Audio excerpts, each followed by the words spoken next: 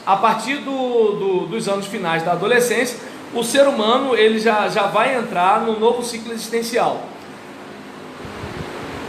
Perdão, desculpa aí, né? Aí a gente vai perceber que com o passar dos anos, a perspectiva já começa a mudar e a gente já começa a pensar em algumas outras questões, até mesmo em relação ao seguinte: peraí, o que eu estou fazendo com a minha vida? Porque o tempo está passando. E percebe como é que o enfoque é diferente? Se você for falar de questão de céu e inferno com um cara de 14 anos, não tem muito impacto. De repente tem mais impacto falar de inferno com uma criança do que com um adolescente. Com o jovem, muitas vezes vai ser mais importante você bater na tecla, né, da questão de uma vida que faça sentido, do que falar de céu e inferno.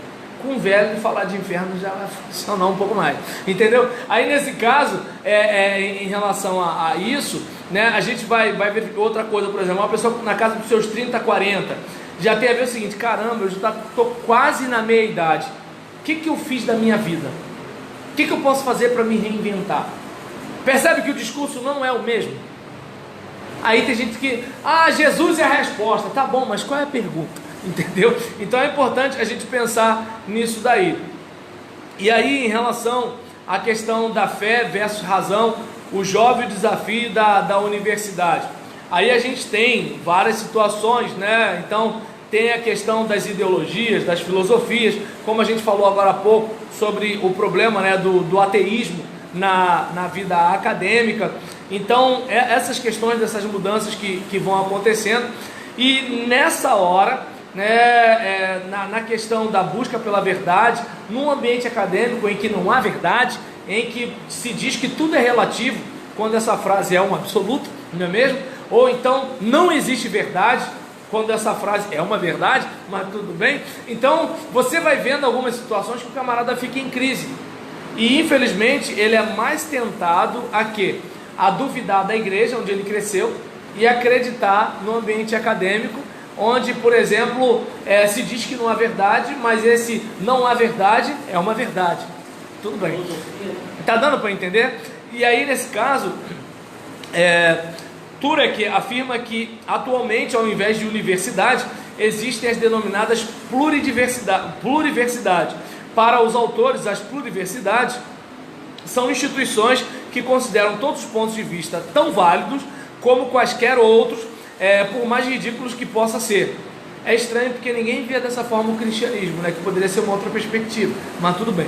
Com exceção do ponto de vista de que apenas uma religião ou visão de mundo possa ser verdadeira. E aí esse é o único ponto de vista considerado intolerante e fanático na maioria das universidades. Então a equipe de evangelização precisa estar atenta, atualizada, e pode estabelecer trabalhos específicos para estudantes de ensino médio. Então a gente vai ver coisas como Jocum, ABU, que é a Aliança Bíblica Universitária, alguns grupos para-eclesiásticos que são focados em trabalhar pessoas assim, e através de eventos pontes, algumas coisas lúdicas, coisas do tipo, palestras, algumas coisas que possam de alguma forma despertar o cara.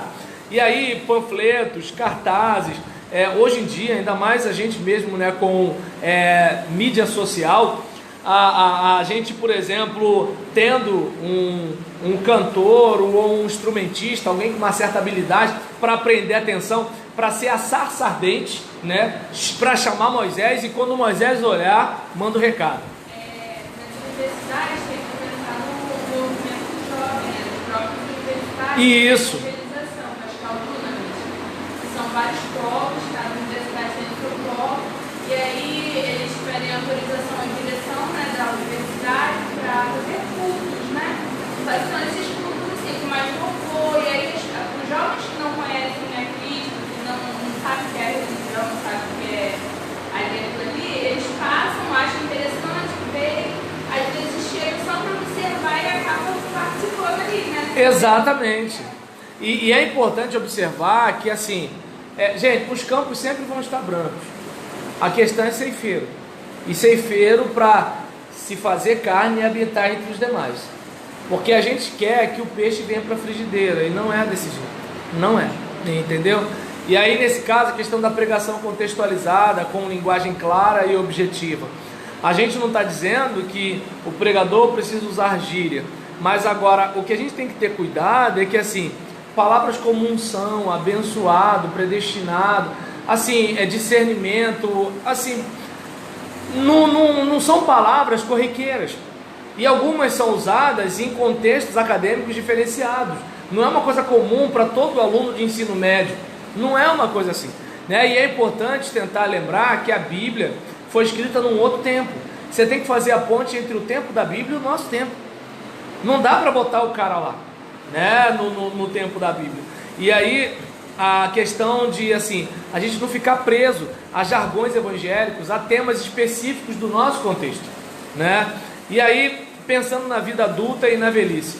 Geralmente na vida adulta as preocupações giram em torno do trabalho, em busca de realizações pessoais, profissionais, familiares, fazer dinheiro, né? Construir casa própria, adquirir carro, manter filho na escola, suprir necessidade, são coisas mais ou menos assim.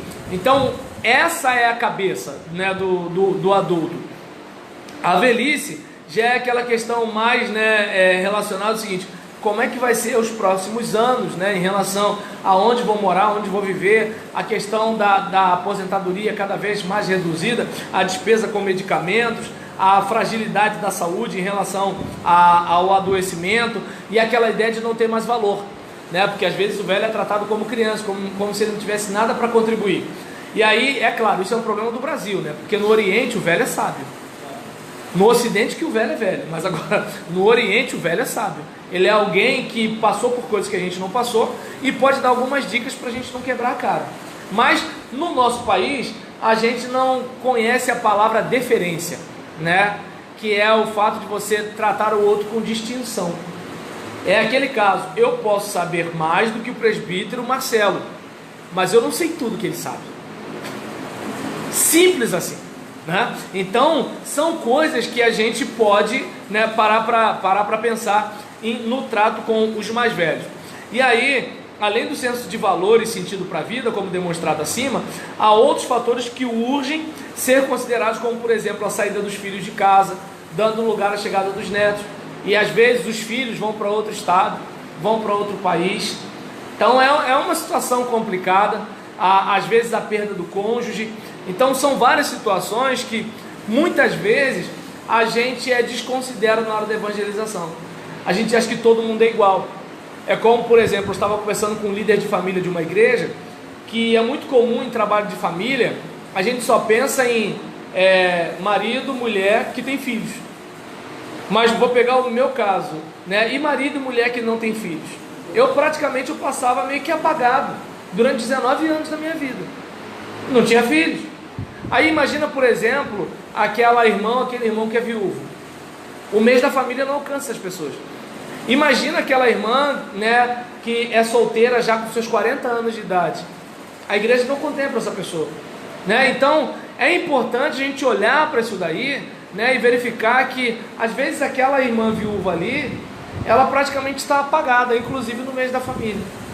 Eu estava vendo uma coisa até interessante, mas você está falando sobre isso, que estava até relatando sobre a pirâmide de necessidade de imagem. Sim.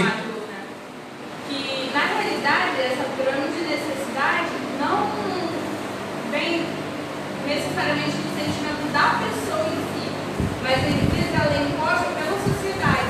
Então, por exemplo, uma mulher que aos 30 anos é casada e tem um filho, ela já é mais bem recebida pela sociedade do que uma mulher de 30 anos que não tem filho e não é casada. Por quê? Porque a maioria das pessoas... E bota uma carga maior quando ela é crente. Já tem filho e já é casada. Então, é como se ela não pudesse participar do assunto que todo mundo está falando, porque ela... É tipo falar, você está falando que você não sabe, você não passou por isso. Então, também naquela pessoa, ela sente necessidade de completar essas necessidades para aceitação. Ter aceitação da sociedade. E é importante frisar, né? Imagina eu como pastor, quando vinha alguém e falava assim: mas o pastor não tem filho, né? Aí eu falava assim: Paulo não tinha mulher, e a gente escuta o ensinamento dele. Estou melhor que Paulo, irmão.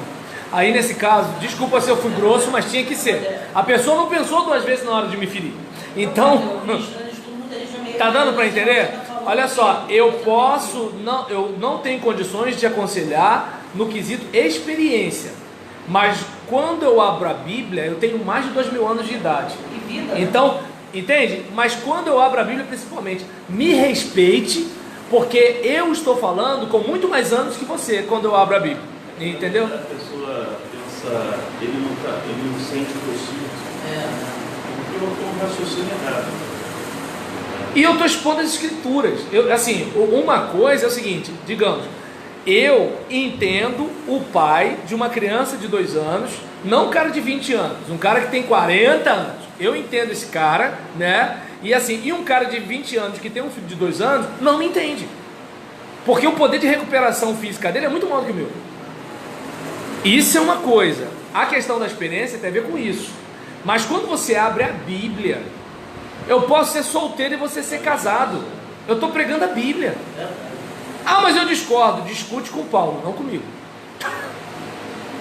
Aí é que está a diferença, né? E aí, nessa situação, né, a gente já vai encerrar agora, mas assim, é importante a gente, como é que eu posso dizer, ter esse cuidado, né? Porque principalmente nesse período da vida, é um tempo marcado pela necessidade de maior atenção frente às fragilidades inerentes ao envelhecimento do corpo e da mente. Porque assim, a mente também varia, o cérebro está às vezes um pouco prejudicado, o corpo também está. Então, é nessa hora principalmente que é o que eu costumo falar para as pessoas da minha idade. Faça atividade física, porque a gente vai perder densidade óssea e densidade muscular. E isso vai fazer falta nos próximos 30 anos, né? Então, no caso, a gente vai reparar que é importante levantar a autoestima dessa pessoa, porque para ela perceber que, olha, é o seguinte, você pode não servir para a sociedade, mas para Deus você serve. O mundo pode não te aceitar, mas Deus te aceita. Tem vaga aqui para você. Você vem, e aí às vezes aquela pessoa, né, assim, faz um trabalho fenomenal na igreja, né? E a Bíblia esclarece claramente, os velhos ainda darão fruto. Exatamente. A gente ignora isso. Entende? E é porque a gente é muito influenciado pela sociedade. Então, somos a igreja, mas a gente acaba absorvendo algumas coisas lá de fora, né? Então, a evangelização do idoso é uma necessidade primária da igreja. Embora não se tenha domínio e controle sobre a morte, a lei natural da vida é lógica e perfeita em seu funcionamento. Sendo assim, os evangelistas devem levar-lhes a mensagem de salvação eterna em Cristo Jesus. E muitos trabalhos podem ser realizados em asilo, hospital, com teatro, música, coisas assim por diante. Pode-se adotar também o idoso, cuidar dele, estar atento, né, ao vínculo estabelecido. E assim, mas é o seguinte, se não vai ficar até o final, não assume isso, né? Porque como é que fica depois? Então, deixa eu pular aqui. E na semana que vem, a nossa última semana, a gente vai ter a prova e vai ter também o capítulo 3, o 4 e o 5, né? Então, a gente, por exemplo, vou passar algumas questões, tá, para dar ideia para vocês, né, para a gente poder refletir um pouquinho sobre o que a gente está falando. E em relação a esse assunto, né, que a gente possa observar que, assim como tem diferença de pessoa para pessoa, tem diferença de faixa etária para faixa etária, seja no organismo, seja no pensamento, e como disse a Thalita, seja na cobrança da sociedade, né? Então isso é muito importante, porque a gente não está só falando de Jesus, a gente está falando de Jesus para alguém. Porque se fosse só falar de Jesus, padronizou. Mas se é para alguém, aí lembra, o verbo se fez carne e habitou entre nós. Ele veio e se tornou um de nós, para falar como nós, viver como nós. E aí, nisso que ele se misturou com a gente, vimos sua glória. Para vermos a glória de Deus, né, eu não estou falando errado não, tá? Futuro subjuntivo. E aí nisso, para vermos a glória de Deus, nós precisamos que ele se fizesse um de nós. E para ele se fazer um de nós, ele se esvaziou. O problema é que a gente não quer se esvaziar. A gente quer continuar sendo do jeito que a gente é, falando do jeito que a gente fala, fazendo do jeito que a gente faz. Só que é o seguinte, a gente é crente há quanto tempo? A gente já perdeu o feeling, né? A gente já perdeu isso. Tem coisa que a gente não sabe. É como eu falei, estava conversando com jovens, né? Aí falando sobre tentação e tudo tal. Eu falei, porque no meu tempo, né? Aquela mulher espetacular a gente chamava de filé. No tempo do meu pai era chuchu. Olha como é que é de filé para chuchu, entendeu? Hoje é o quê?